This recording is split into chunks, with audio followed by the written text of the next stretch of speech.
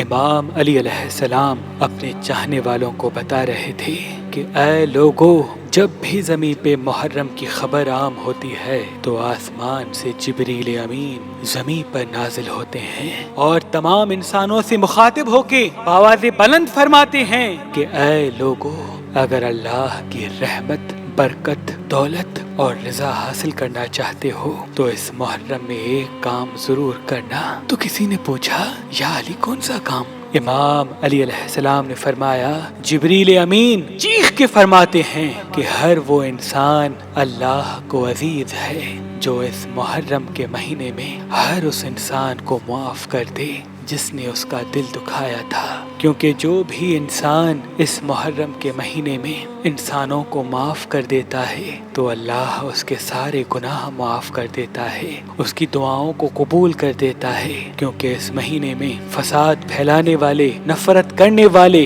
حسد کرنے والے انسان پر اللہ کی لعنت برستی ہے، اور معاف کرنے والے، آپس میں محبت امن کے ساتھ زندگی گزارنے والے، ایک دوسرے کے احساس کرنے والے انسان پر اللہ کی رحمت برستی ہے، اللہ کی رحمت برستی ہے۔